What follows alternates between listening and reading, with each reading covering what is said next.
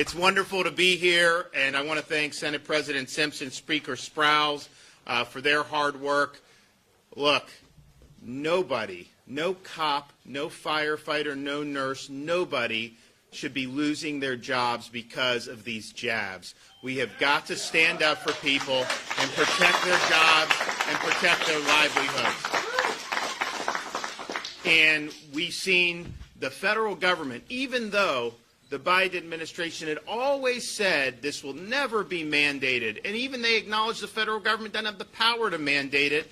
Fauci said it would never be mandated, and now all of a sudden they say there's grave danger, so it takes them 2 months to write a 500-page rule that they're trying to shove down the throats of the American people. That's wrong.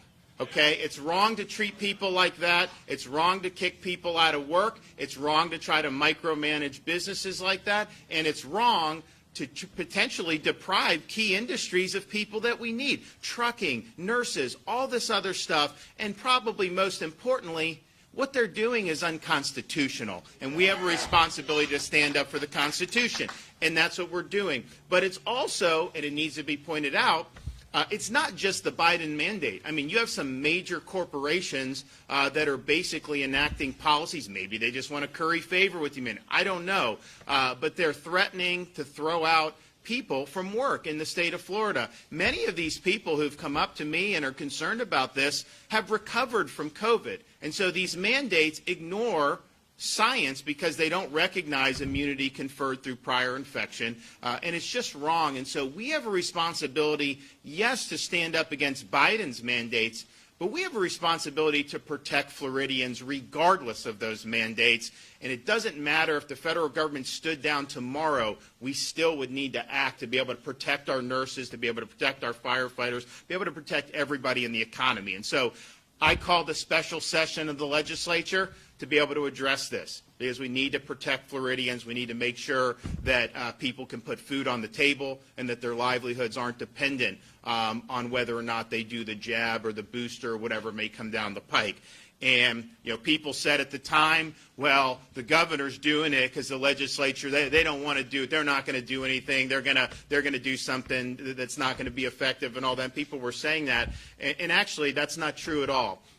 We've been working with both the Speaker and the Senate President to be able to get proposed legislation that will do a number of things. One, say you can't fire people based off this jab, and that's true private sector. It's also true with the public sector. Now, we thought our SB 2006 basically covered the police and the fire, but, you know, we had Leon County fired a bunch of people. We've had others say they're going to do it.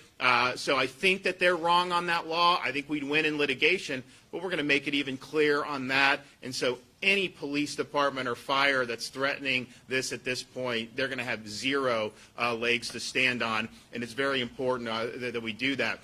So this will be probably the strongest protections for both private and public sector employees anywhere in the country. And I want to thank Speaker Sprowls for stepping up. I want to thank Senate President Simpson. You know, this is kind of uncharted territory because we've never really had a situation where this was becoming such a flashpoint that's basically an individual decision was really being used to determine whether someone could keep earning a paycheck or not. And so we really had to make sure that we were doing it right. And I know they had a lot of differences of opinion within their respective caucuses. But I'm proud to say we're going to do something in this special session that matters. We're going to do something in this special session that is going to put people's minds at ease. It's going to save their jobs. Every time I'm out, someone will come up to me concerned about a looming deadline of when they could potentially get a pink slip. And first of all, it's wrong if they were to get the pink slip, but even leading up to that, it's caused a lot of anxiety. There's a lot of uncertainty with a lot of families about what's going on. And at the end of the day, we want people to be able to make informed decisions for themselves. But we've got to stop bossing people around. We've got to stop the coercion. We've got to stop trying to browbeat people. From the very beginning, you know, we said, let's not put people down, let's lift people up. And so that's what we're going to be doing. We're going to be saving a lot of jobs in the state of Florida. We're going to be striking a blow for freedom. We're going to be standing up against the Biden mandates, and we're going to be better as a result of it. I also asked them, while you're at it, let's make sure we put all the issues we can to bed for some of the things that we've been doing. And we've been having these fights. Unfortunately, it used to be parents were in control of their kids' health, education, and upbringing. That would not have even been controversial even 10 years ago. Now you have some folks that say parents shouldn't be involved in their kids' education, and it's really the government and unions and all this that should be. We passed the Parents' Bill of Rights in the state of Florida this year that I signed into law, and it was the right thing to do. It was the right thing to do, and it basically said that parents should be making some of these decisions. And so we made sure that for schools that was the case. And we had some school districts that said they didn't care about the Parents' Bill of Rights. They were going to force masking, or they were going to quarantine healthy kids, or do things that are not consistent with parents' rights. And so what we're going to do in this special session is we're strengthening the Parents' Bill of Rights. We're making clear that you can't force the kids to wear masks above the parents' objection. And if you do that, it's not going to be the Department of Education taking the salaries and all this kabuki that's been going on. Parents will have a right to go in and sue the school districts and recover costs and attorney's fees for having to do it. So if your kids' rights are violated, or your rights as a parent, you immediately go in and you're able to vindicate. And so I guarantee you, with having that type of teeth in the Parents' Bill of Rights, you're going to have everyone get in line. Oh, they're almost all in the line now because we've been winning all these cases. It was interesting. There was one circuit judge that ruled against us. It was a terrible decision. Everyone knew that. But that was like national news. And we've had a flurry of cases where we win all these other cases. You would be hard-pressed to even know those cases are being rendered. Not as much interest, in certain quarters, particularly of the corporate media, about those cases. But we won yet another one last week, and we have some other ones that are going to be coming down. So even with that, we've been right, but it shouldn't even come to having to do all this. It should just be very clear. So the legislature is going to make that clear, and I think that that's something that's very important. And also with respect to kids, we have it in the law, clear, we think, but we don't want to even have any litigation or anything. So it will be made even more abundantly clear that when it comes to COVID vaccines for kids, they cannot be mandated on our school children. That's a parent's decision about whether they want to do that or not. So I'm excited. I think that we're going to really, Florida really will be leading. I think that you've seen, I think Montana did this a few months ago, and I think Tennessee recently did something.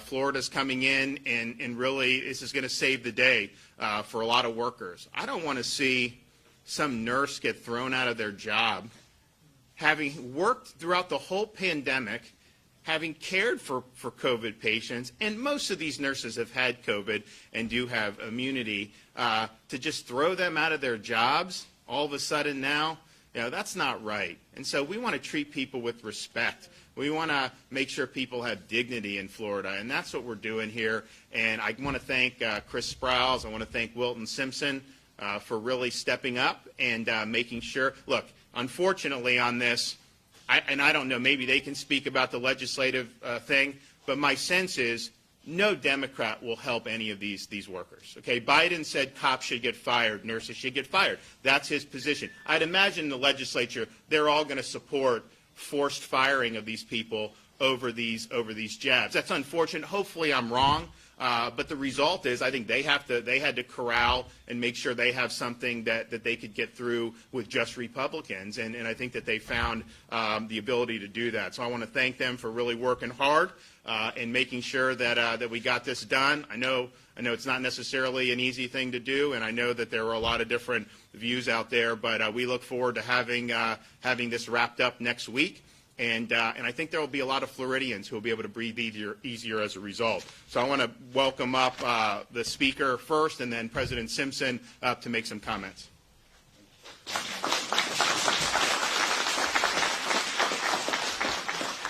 Thank you, Governor, and thank you for your leadership, not just on days like today, but throughout the course of the pandemic.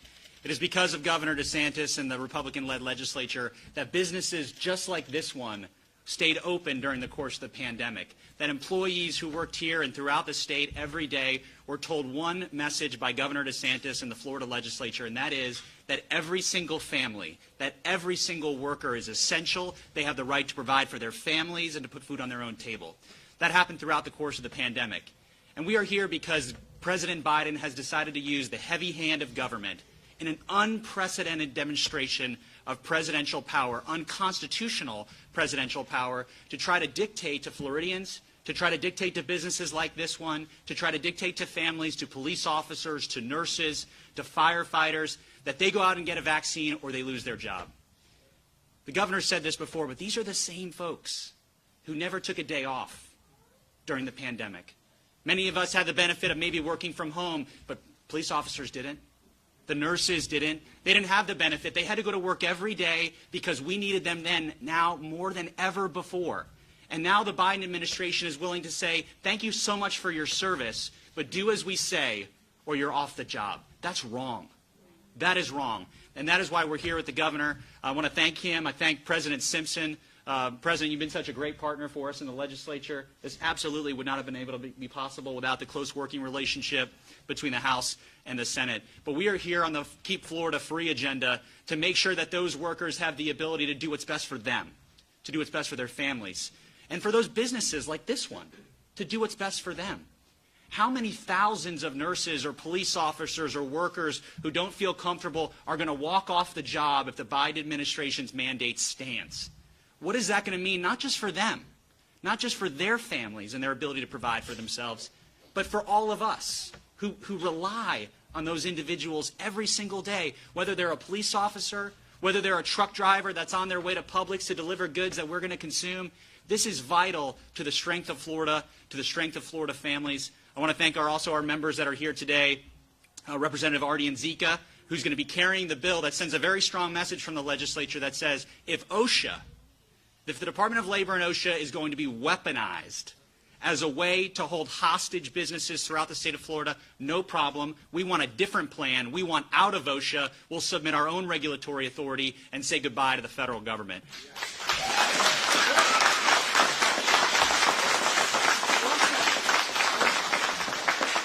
Representative Artie and Zika right here in Pasco County is going to be filing that bill for us.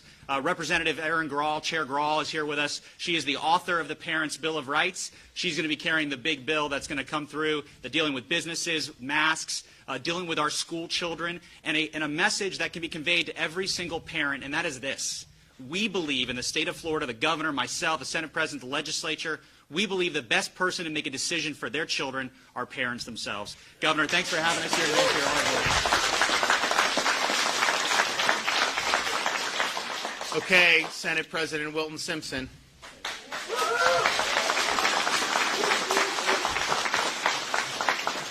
I want to reemphasize what the Speaker said, so I won't repeat all of those things, but very well done, Speaker. And the Speaker's been a great partner. Clearly, the Governor's been a great partner, not just the last 60 days. This all started back last April, right, when we had the lockdowns of the country. The Governor immediately formed committees to how do we safely reopen? How do we get through this pandemic and allow people to make a living for their families? How the dignity of work to continue? And so this governor's been on the front edge of this issue for the entire last 18 months. And clearly we are here today because of the decisions we made then. Florida's economy has recovered better than any other state. Florida is the shining state on the hill that we always talk about. Florida is looked at from the rest of the country of how do they do this?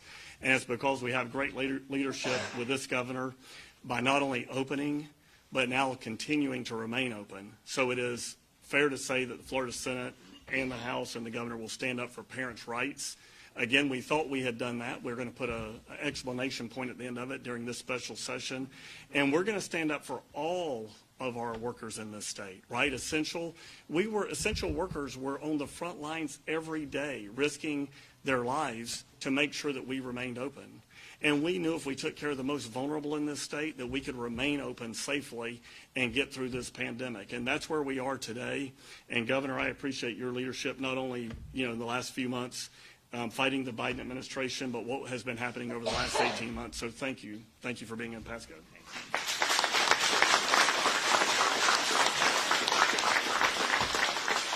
Well, thanks, Wilton. And it's true. I mean, people look to Florida, and yes, people are moving, but just a number of people that were coming here over the last year and a half just to get a respite from being in their areas, which weren't as good.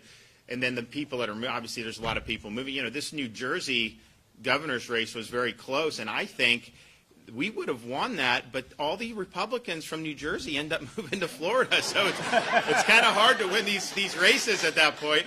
So, you know, just it is what it is. Okay, so we've got some great folks that are going to talk about a whole bunch of different factors here. I got Doc Hyder, president of Roland Transportation. They've been meeting truck needs Florida, Georgia, Alabama since the late 1970s. They were on the road throughout all of COVID because we needed that to happen. And now we're in a situation where if the Biden mandate goes in, you know, you could see huge disruption. So come on. Yep. My name's Doc Hyder. I'm president of Roland Transportation in Dade City. We've keep a little over 100 trucks running up and down the road, mainly haul refrigerated foodstuffs for people like Publix and Cisco's to keep it going. And we did work tirelessly through the pandemic, and our drivers had to stay out there and got good press out of it because people finally understood that trucking is the backbone that gets everything to the stores so we could get it home. And it's, you know, and everyone's heard of the driver shortage, but the industry's more than that. We've got the dispatchers, we've got the warehouse people, and the technicians who keep the trucks going to make them safe, to be on the road and keep them so we can utilize them and get things to the stores. So this arbitrary 100-person rule from Biden and OSHA makes no sense to us, and we're struggling every day to get clarification what's going on and who is touched by it and who is not, because if you've got 120 people, but 30 of them are contracted to you as self-employed contractors, then are they including 100? I don't know. And they're saying there's going to be an exemption for truck drivers that are single truck drivers in the cab that may not have to abide by the ruling. But so then, do my company go from 150 people to 50 people? We can't find it in the bill to find, or the law to find out. So it's, you know, the vaccine mandate will mean more chaos in the supply chain, will mean less on the shelves. You know, remember last year when we couldn't find Kleenex or anything and you could only buy 1 or 2 packs? Well, it's going to happen again if this goes through. And it's going to hurt the families, the companies, and our economy. And as an owner, I'll be faced with having to let someone go that's supporting their family by working with us to keep this going. And I may have to get rid of them because of this OSHA rule. And it's just not easy to do, and it's hard. I can't afford to do that, and I don't think the government can. Our state definitely can't, and our economy will suffer. So if we don't have the supply chain managers, and people in the office to make sure things are picked up, delivered efficiently, and the payroll people to get people paid, and it's going to be a bigger mess than what we had before. So that's the reason I'm here. And so I want to thank Governor DeSantis for protecting the rights of all Floridians. It makes me grateful to be an owner in a company in the state with a leader who understands ramifications of the overreach of the federal government. And we know you have our backs, and we will fight for the people, and we'll fight for the people of Florida and protect our economy as a free state and open for business. Yep. So, all right. Thank you. Yeah. And if you just have, like in trucking, if this ends up with just 1% of people that get put out of work, it'll have a catastrophic consequences on all the things we're already seeing, which has been very, very difficult with the supply chains. If just 1%, I mean, it doesn't even need to be a large number of these folks, it will cause a ripple effect in this economy. So, yes, unconstitutional. Yes, violation of freedom of choice because this is a personal decision, but just practically with the economy, the effects that this would have, it would be catastrophic. And it's interesting. They said it's grave danger. It took them 2 months to write it, okay, and then 2 more months for it to go into effect. They didn't want it to go into effect now because they know that these disruptions would happen before Christmas, and that would upset a lot of people. So they're punting it to the new year, where those disruptions maybe they would say would be less disruptive, at least to the Christmas season. So this whole thing really stinks to high heaven. Okay, I have Lisa Williams, she's a single mother in Tampa. She's been a flight attendant for 31 years, and she is here representing airline employees for Health Freedom, a group of over 2,000 airline employees who are actually suing their employers over these mandates.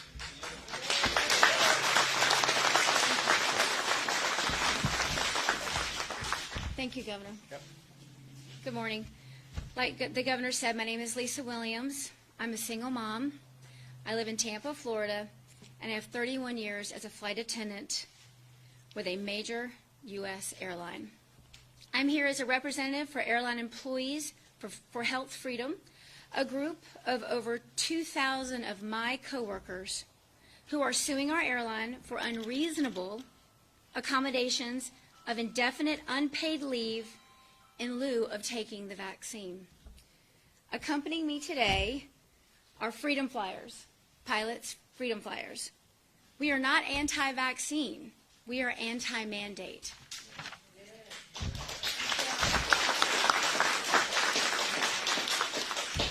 My employer has done everything possible to prevent folks like me from exercising our Title VII rights to protect our faith and our medical autonomy under the American with Disabilities Act. The airline CEO set an arbitrary deadline of August 31st to declare one's faith, and then did everything he could to prevent the free exercise thereof by pressuring people to not request an exemption. People were told that they were effectively resigning, would never fly again, or would lose their retirement if they didn't take the shot. The lies and the pressure was unbearable. On September 2nd, when I learned that the window had passed to get an exemption to the mandate, I was fearful of losing my job, which would cause me not to provide for my children, and I caved under duress and got the Johnson & Johnson vaccine. That was the single worst decision of my life. I violated my faith because my employer made me choose between my God and my job. A decision that almost cost me my life. Due to my body's adverse reaction to the jab, I was rushed to the hospital. Every day the side effects linger and I suffer chronic pain. A booster would most likely kill me. Even though I only took the shot because of the mandate, my employer refuses to allow any workman's compensation claims and will not acknowledge their role in my situation to help me. Meanwhile, they continue to systematically terminate my coworkers who are resisting the violation of the court restraining order. Governor DeSantis has our full support. We cannot thank you enough for your courage and determination in defending everyday Floridians like myself against these unconstitutional mandates. Employees must have the right to choose what's best for their individual faith and for their personal medical situations. Thank you.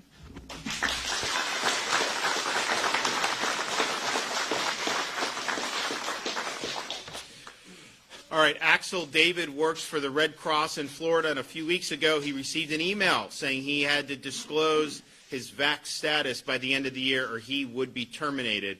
He's helped people recover from emergencies in their time of need, wildfires, hurricanes, and now they want to fire him over his medical decision. So, Axel? As we've been saying, disasters don't take breaks. Hurricanes, home fires, they don't stop for a pandemic. I've been right there working with the Red Cross through all of that. This past July, I saw the economy in Florida has been recovering. We saw a light at the end of the tunnel, so I purchased my first house in Brooksville. I'm now being told that if I don't sacrifice my principles my integrity, and my bodily autonomy, they're going to fire me for not getting the vaccine. Now, I've recovered, I've done research, I spoke to a doctor, I made an informed decision that being low risk and with natural immunity, I didn't pose a threat to myself or others. Now, a lot of people might want to paint people like me as anti-vax. That's not what this is about. In fact, I actually helped my grandmother get her vaccine, her booster shot. I worked with her on that. My opposition to this is the unconstitutional and illegal mandate from the Biden regime. I just want to thank Governor DeSantis and the legislative leadership for these critical efforts and to send a signal to D.C. that these won't be tolerated in the Sunshine State of Freedom.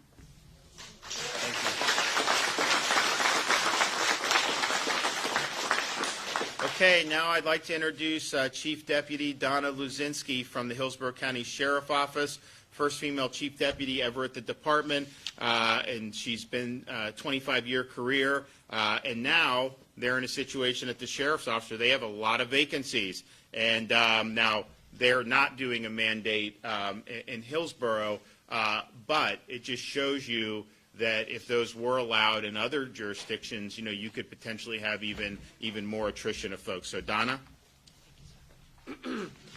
I'd like to thank Governor DeSantis for his strong efforts to ensure vaccinations are not a mandatory requirement for employment. The Hillsborough County Sheriff's Office has always encouraged vaccinations, but it has never been mandatory, nor do we have any plans to do so. If that were to be the case, it would be debilitating. We have over 300 deputy vacancies currently. Even a large agency like ours couldn't sustain additional manpower vacancies because of the overreach of the federal government. A vaccine mandate creates a public safety issue and puts all Floridians at risk. We've seen this occur in cities like New York and Chicago, and law enforcement officers are leaving those cities. We've been getting applications from some of those officers who still desire to serve and protect, but don't want to be forced to get a vaccination. Thankfully, we have a governor who continues to combat this overreach by ensuring first responders are at work protecting the citizens we serve. Again, Governor, thank you for all you do for law enforcement.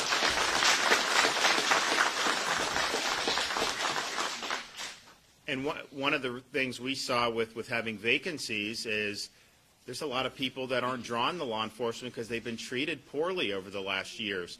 Not in Florida, but in other parts of the country. But I think just generally people say, well, why would I want to go into that and have all the hassle and everything? And so what we said is we see people all around the country, morale is low. You go to a place like Seattle, they don't support you. Minneapolis, New York, all these places have huge problems. And so what we said is if you have experienced folks, qualified experienced folks from out of state, they come here and take jobs with law enforcement, we're going to authorize $5,000 signing bonuses for them, and that's going to make a huge difference. You're going to see people pouring in. You're going to see people pouring in, and we're going to be able to meet the needs. We're also going to be doing other things, and we'll have an announcement on this within the next couple of weeks. We have a whole law enforcement agenda that'll be really, really good. But that's what we want. We want people to be able to work. We don't want to exclude people and discriminate against them based on health choices. And what I've found is most of the police officers and firefighters who would be subject to these mandates have recovered from COVID and do have protection. I mean, that's just the reality because they've been out and about the whole doggone time. They haven't been sitting around on Zoom in their homes working from home. They can't do that. They have to be out and about. And so it's even doubly odd that you would penalize somebody under those circumstances. Sarah Pope is the parent of a Hillsborough County student, just entered her junior year. Her daughter struggled with anxiety and poor performance on standardized testing last year, due in part to the uncertainty with the quarantine policy, which they were keeping kids out of school for a long time. She was required to be masked during her PSAT, which is a very important standardized test. And so this year, her daughter's been able to be without the mask, and her performance has really, really improved. And, there's a lot of attention on the forced masking, and rightfully so. I think it's a parent wants to do it, fine, but, I mean, that should not be forced on kids, and it does hurt academic performance in many instances. But the quarantines were totally out of control. You know, the CDC says, oh, if anybody tests positive, you quarantine everybody else around them. But what we found is 98% of these people who were considered contacts never had COVID. So these are healthy kids being quarantined, and the parents would be called 6 o'clock the day before school saying, oh, Sally can't go to school. She's been exposed. They'll say, well, she's not sick. Oh, sorry, 2 weeks. And that makes it very difficult for a lot of families and for parents. And, of course, getting kids out of the classroom like that is incredibly disruptive, and it really hurts there. So what we did in September with Dr. Joe Latipo as Surgeon General is we ended healthy quarantines in Florida. We said we're not doing that. We're going to do a symptoms-based approach. If someone's got symptoms, absolutely stay home or send them home. But you don't take all these healthy kids and send them home. And so if someone may have been in contact, you can monitor that kid. Parents can be notified. They can monitor and see. But you got to go based on symptoms, not based off just happen to be in the same room. And the result has been, you know, kids are in school, parents are really happy with this, and the learning is going to be better. I mean, just think about pulling someone out 2 weeks. There are some kids that would get quarantined. They literally would get quarantined but because they were exposed, and then they have a sibling who would be going to school. So they're in the same household. And it's like that. Other school districts would say the whole household needs to be quarantined. Incredibly, incredibly disruptive. So we're happy that what we're doing with Parents' Bill of Rights is if any of these school districts go away from the Department of Health's guidance on this, then parents have the ability to get their kids back in school. So Sarah, you want to come up?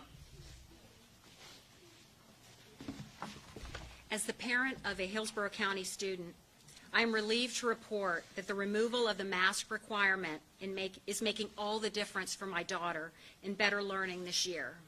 While I was grateful that in-person classes were available at all last year, the mandatory mask wearing seriously impacted learning in a very negative way. Can you imagine having to take the PSAT or your AP tests with a mask on? My students said it was very hard to stay awake during these long standardized tests. And she would get, with the hot mask on your face. It would make you very, very sleepy. Most days she would come home with a headache, fatigue, and sometimes nausea from the hours of wearing a mask in a classroom. On top of the impaired learning was the constant uncertainty, leading to anxiety for many kids, of not knowing on any given day if they were going to be called to leave school and quarantine at home for a week or two, despite being healthy with no symptoms. Going into this school year, it was initially looking like the same profoundly disruptive mistakes were going to be made again, despite clear data showing that they were not in any way productive and they didn't result in better outcomes. Thankfully, due to the common sense leadership of our governor, those measures have been sent to the dustbin of history, and I'm happy to report that my student is enjoying a normal schooling year with a dependable routine that facilitates her learning rather than putting the brakes on it. Thank you.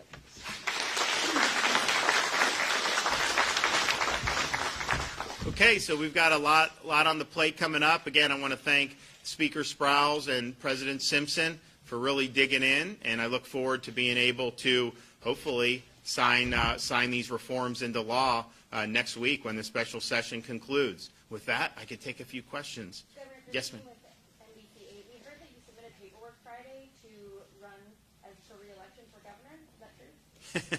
Well, we are going to put something out a little bit later, so just stay tuned. I mean, it's more of a formality, to open up a campaign committee. We're not going to be doing really anything in terms of public announcements till after the legislative session. But you got to prepare for these things, and so we're often doing that. Your legislation that you're going forward in the special session, will that also include other vaccinations like? No. This is only for COVID vaccinations. Only Yeah. for COVID. Yeah. Governor, I'm curious what you think of the infrastructure bill the House passed last week. If it's something you support and its application here in Florida, and if not, what your plans are for Florida's infrastructure. So I think it was a lot of pork barrel spending from what I can tell. One of the things that was in there, they're trying to open the door to do a mileage tax on your car. Some people want to be able to monitor the amount of car, because they say the gas tax doesn't get enough money. So they want to monitor the mileage that you're driving on your car and then tax you per the mile. they opened the door for that in that bill. That will never fly in the state of Florida. We are not going to allow that to happen. Yes. I work for the school district. I work with the ESC pre-K. Yep. I'm a stage 4 cancer survivor for 5 years now. And, well, I am in medical leave. I had to put on the 2 Moderna vaccines, and I'm still going through the struggles. I mean, I was limping. I mean, So you're having side effects from the Moderna vaccine? Yeah. yes, headaches, all kinds of stuff. So I haven't been able to return to work, and it's just hard to be able to continue through this thing without. So I'm so grateful that now, we are not having to have this mandate for Right. kids, and just having to be able to have these children without the mask and let the parents choose. Oh, yeah, parent choice. Kids is extremely difficult to have them, and they need to see our smile. They need to see our face. I agree. I mean, I think the smiles matter, and I think particularly the young kids. You will actually have certain school districts that will say, we are relieving mask mandate for high schoolers, but we're keeping them on those elementary. First of all, I don't think you should have mandate, period. But the elementary are the ones that need to be able to see the interaction more than anything, because they're learning to speak and read and do all that stuff. And it's absolutely critical. And don't tell me it doesn't make a difference. Heck, this head of the teachers union who tried to keep the schools closed all last year, she was found maskless, and she said, I took it off because it was too hard to understand each other wearing the mask. Well, how do you think these school children have felt for the last year?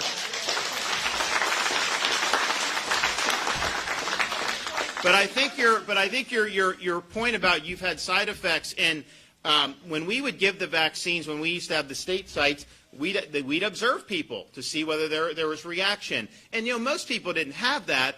But, some people got sick. Some people had different things. That's anything you put in, there's always a risk for that. And so what our Surgeon General has said is, he wants to make sure that is something that people are able to report without fear, because there's almost a thing that's like if you ever say anything negative, that somehow people are going to criticize you, the media is going to criticize you or whatever. People need the facts. They need to have the truth about all this. And so I think if you look at, say, and you need to have a nuanced understanding of this, if you look at, say, like a 13-year-old boy, they found there's a heart inflammation has happened with some. Not saying it happens every time or most of the time, but it has happened. And so a parent would weigh, okay, what are the risks to him from COVID? Very small. And then what are the potential risks from doing this course of treatment?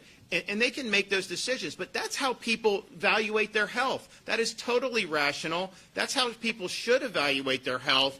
And when you say mandate without any regard to any personal circumstances, that is just wrong. And most of these kids have recovered as well. Most of them don't even get symptoms. And so you're going to end up having, in certain states, they're going to mandate it on school kids that have already recovered from COVID. And so they're at basically zero risk anyways. And then with the immunity, it'd be like who knows, astronomical odds that something bad would happen from COVID. But then you're then introducing this. And look, maybe the odds are low, but you are inject. So I think you need to have an honest conversation about it and make sure that people are able to make those informed decisions. But it is absolutely rational to look at your personal circumstances.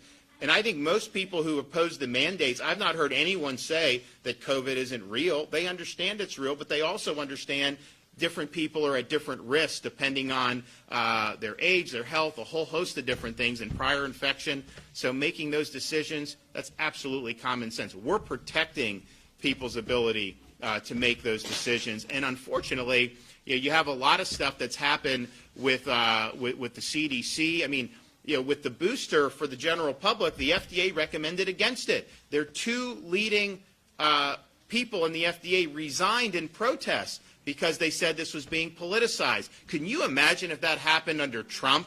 I mean, the corporate press would have a meltdown. This would be like 24/7, CNN, NBC. I mean, it would be nonstop. That happened under Biden, and then CDC overruled the FDA on that. And I think that was more political. So the idea that people shouldn't look at that and factor that into what they may be doing, of course that they should be doing. But I do think just the lack of just leveling with the public, I think has been very detrimental. And look, this COVID vaccine is one thing. There's a whole host of other things regarding people's health, and I think you're going to see people have really, really serious misgivings the next time St. Fauci comes down the pike and says something, or any of these other people, because I don't think most Americans believe that they've been entirely truthful throughout the course of this pandemic. That's why we appreciate you. And I mentioned I'm stage 4 cancer survivor because I know about Casey, your precious wife, and I'm praying for her. Oh, thank you. Thank you.